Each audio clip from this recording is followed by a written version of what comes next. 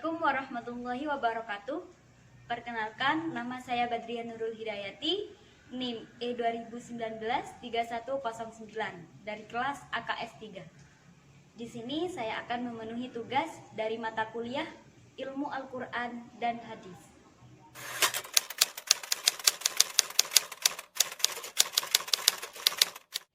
Bismillahirrahmanirrahim. Yang pertama, kita membahas tantangan zaman, yang mana pada era globalisasi ini banyak sekali tantangan yang dihadapi oleh umat. Salah satunya yaitu tersebarnya berita-berita palsu di berbagai penjuru atau yang biasa kita sebut hoax. Pada masa kini, ketika dengan begitu mudahnya informasi kita dapat, seringkali tanpa berpikir panjang, kita langsung menyebarnya di berbagai penjuru. Akibatnya apa?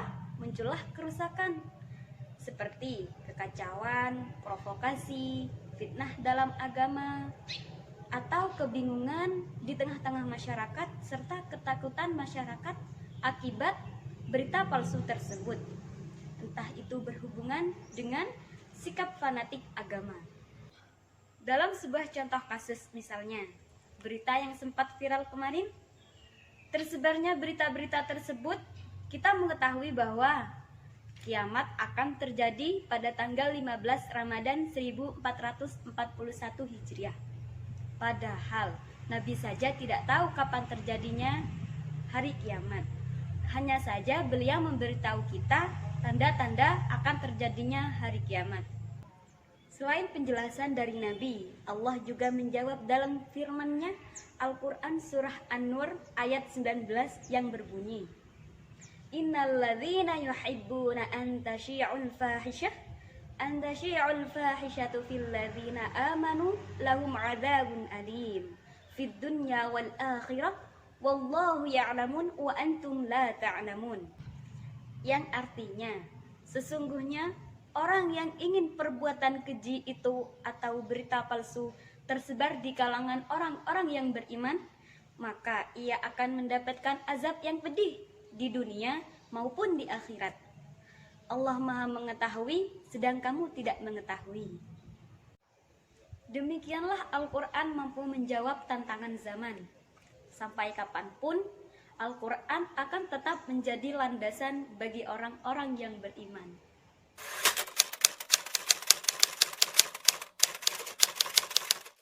Selanjutnya, kita membahas Al-Hadis.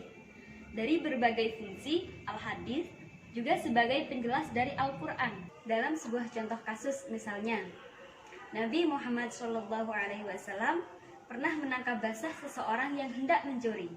Kemudian yang diriwayatkan oleh Abdullah ibnu Umar radhiyallahu anhu, beliau berkata bahwasanya Nabi Muhammad SAW memotong tangan seseorang yang mencuri perisai atau tameng yang nilainya setara dengan 3 dirham. Kemudian di dalam Al-Quran surah Al-Maidah ayat 38-39 Allah menegaskan bahwa laki-laki yang mencuri dan perempuan yang mencuri, potonglah tangannya. Itu merupakan balasan dari perbuatan tersebut dan merupakan balasan dari Allah.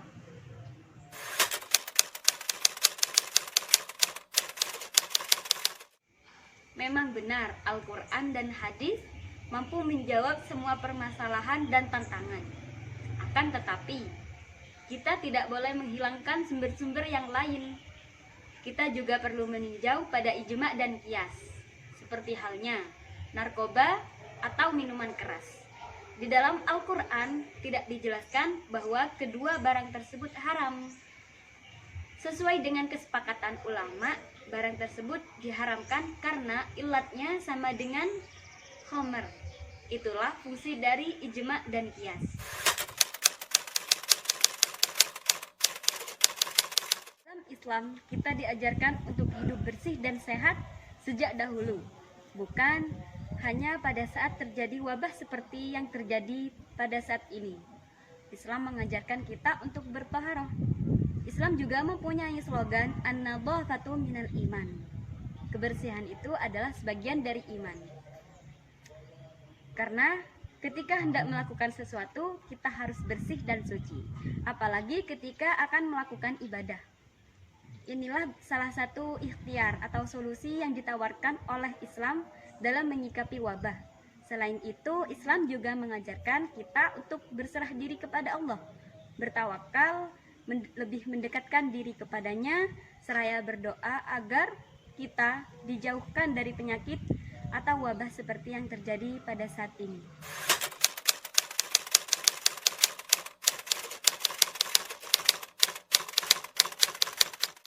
Dalam mempelajari ilmu Al-Quran dan hadis, sangat penting adanya. Salah satunya yang berkaitan dengan prodi yang saya jalani. Dalam sistem syariah, kita diajarkan untuk berbisnis atau bertindak ekonomi yang sesuai syariat.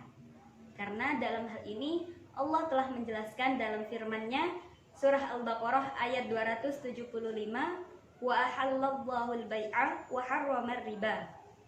Allah telah menghalalkan jual beli dan mengharamkan riba. Inilah salah satu pentingnya kita mempelajari ilmu Al-Quran dan hadis. Cukup sekian penjelasan dari saya, kurang lebihnya mohon maaf. Wassalamualaikum warahmatullahi wabarakatuh. Ada seorang ilmuwan yang bernama Profesor William Brown yang menemukan penemuan penelitian flora, yaitu suara halus yang dihasilkan oleh tumbuhan. Tetapi suara itu tidak bisa didengarkan oleh telinga pada umumnya, atau bisa disebut dengan ultrasonik. Akhirnya suara itu direkam dan menghasilkan garis pada layar monitor yang membentuk lafaz Allah seakan-akan tumbuhan itu sedang bertasbih kepada Allah. Hal ini juga sudah digambarkan dalam Al-Quran, yaitu dan tak ada sesuatu pun melainkan bertasbih dengan memujinya, tetapi kamu sekalian tidak mengerti tasbih mereka. Sesungguhnya Dia yang Maha Penyantun lagi Maha Pengampun. Surat Al-Isra ayat 44.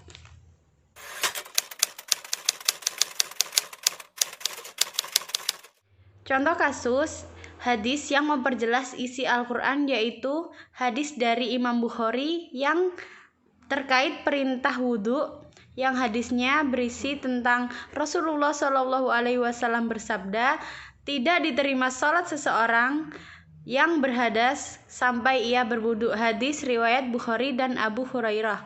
Hadis ini yaitu memperjelas tentang surat Al-Maidah ayat 6 yang ada di dalam Al-Quran.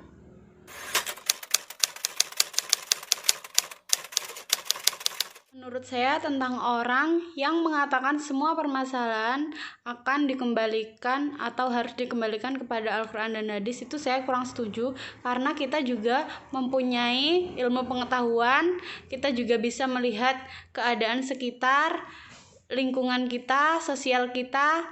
Jadi kalaupun seumpamanya kita sudah tidak menemukan jalan keluar atas masalah tersebut, kita bisa lagi kembali kepada Al-Quran dan hadis.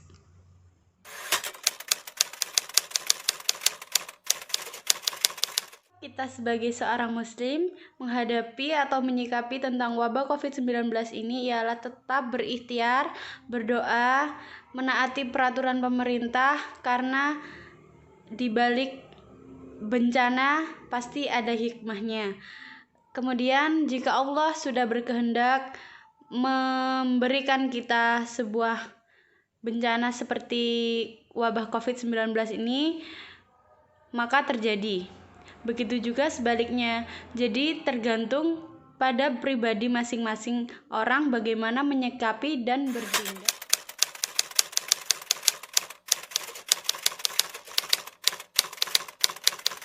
Dan hadis menjadi sumber hukum dan petunjuk bagi umat manusia.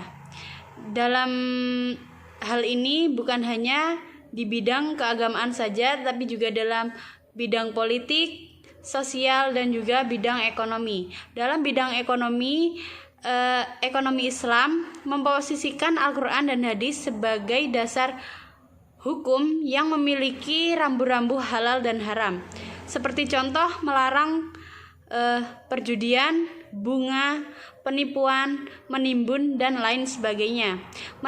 Menekankan aspek keadilan efisiensi kesejahteraan sosial yang didukung dengan zakat, infak, sedekah, dan lain-lain. Perkembangan ekonomi Islam itu sendiri tidak bisa lepas dari Al-Quran dan hadis.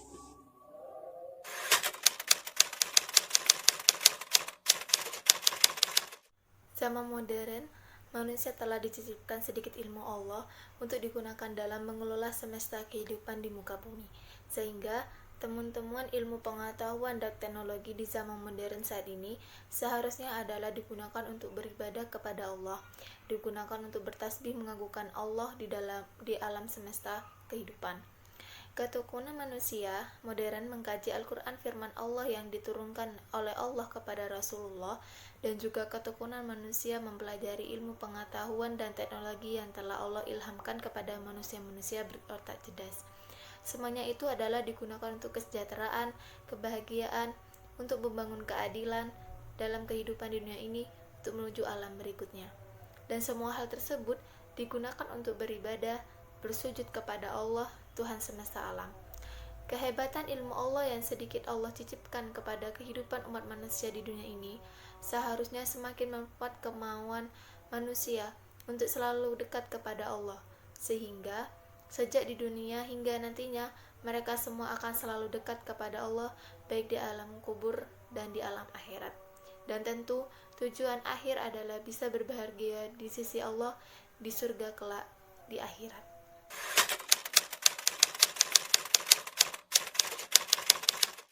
Ditinjau dari hukum yang ada, maka hubungan as-sunnah dengan Al-Quran sebagai berikut.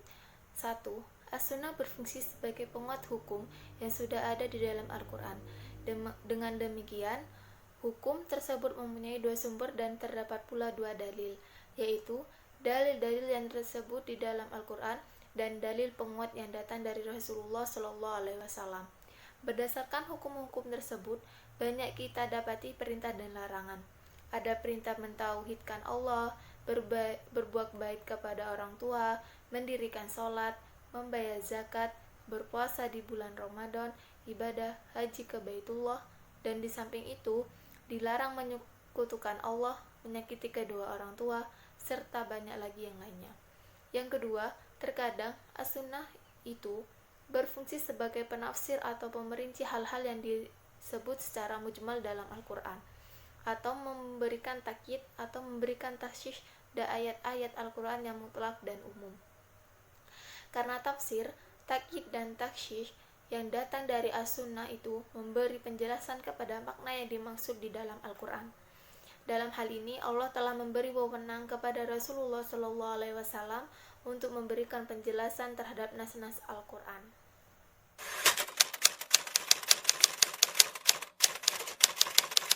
Setuju, karena sikap kembali kepada Al-Quran dan Sunnah dalam memutuskan perkara yang diperselisihkan memuat konsekuensi untuk mempercayai bahwa hidayah hanya ada dalam kitabullah dan sunnah Rasulnya. Dan sesudah itu, tiada lain kecuali kesesatan belaka. Oleh sebab itu, Allah menamakan kitabnya dengan cahaya hidayah, sumber kehidupan, dan furqan. Dan semua itu ada dalam Al-Quran. Sikap kembali kepada Al-Quran dan Sunnah dalam menyelesaikan perselisihan juga menunjukkan ketaatan kepada Allah dan Rasulnya. Sebab kewajiban orang-orang yang saling berselisih adalah menyelesaikan masalah yang diperselisihkan dengan merujuk kepada Alkitab dan Sunnah. Dan perintahnya jelas dengan nas dari Al-Quran. Maka orang yang mengembalikan urusan yang diperselisihkan kepada Al-Quran dan Sunnah, ia orang yang beriman kepada Allah dan telah menyambut seruan Allah dan Rasulnya. Sebaliknya, orang yang memilih jalan lain sehingga ia berpaling dari kitabullah dan sunnah Rasulullah SAW dan menyelesaikan masalah yang dipertentangkan melalui hawa nafsu, akal pikiran manusia, budaya-budaya warisan luhur, maka pada diri orang-orang tersebut ada unsur kekufuran, kemunafikan sesuai dengan seberapa besar ia berpaling dari kitabullah dan sunnah Rasulullah dan mengesampingkannya.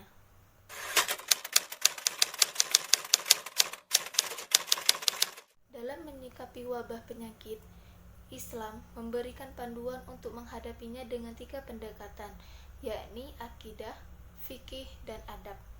Pertama, menyikapi melalui kesadaran akidah bahwa wabah yang melanda negeri ini semuanya kehendak Allah Sang Maha Pencipta. Setiap kejadian yang menimpa manusia dikategorikan dalam dua jenis, berupa musibah atau fasad. Kedua, ketika wabah penyakit masyarakat tak ada lagi cerita minim tenaga medis dan fasilitas kesehatan seperti kesulitan vaksin dan obat-obat lain sejenisnya. Tindakan lockdown menjadi solusi terbaik yang seharusnya diambil oleh pemerintah tanpa mengabaikan kebutuhan rakyat saat harus berdiam di rumah. Negara wajib memenuhi kebutuhan pokok hidup rakyatnya secara gratis. Pembiayaannya diambil dari kas negara, baik dari pos harta milik negara maupun umum. Ketiga, perspektif adab yang mengharuskan kita untuk tidak menyepelekan musibah, namun tetap rendah hati. Adab pun menuntut kita agar tidak panik berlebihan, menghindari sifat tamak, misalnya menimbun kebutuhan, membantu mereka yang sedang kesulitan dengan segala kemampuan. Jadi, tidak usah terlalu lebay, tetapi juga tidak boleh abai sehingga menyepelekannya.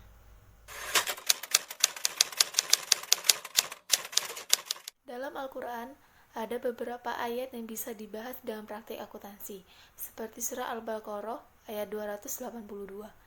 Ayat ini secara lengkap berisi perintah praktik pencatatan dalam transaksi ekonomi, sedangkan hadis tentang akuntansi syariah seperti hadis tentang pencatatan dalam perhitungan.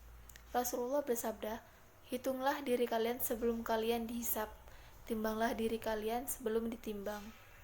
Ini adalah lebih ringan kalian menghitung diri kalian sebelum besok dihitung." Hadis tersebut mendorong manusia untuk melakukan perhitungan yang sebenar-benarnya dan memperbaiki apa saja yang telah mereka hitung sebelum dipertanggungjawabkan di akhirat kelak.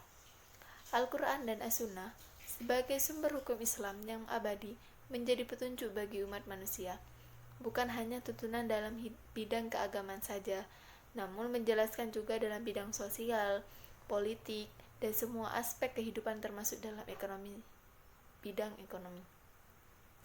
Dua sumber ini menjadi pedoman umat manusia supaya tidak tersesat. Mungkin itu saja yang bisa saya sampaikan dan juga teman-teman saya sampaikan. Kurang lebihnya mohon maaf. Wassalamualaikum warahmatullahi wabarakatuh.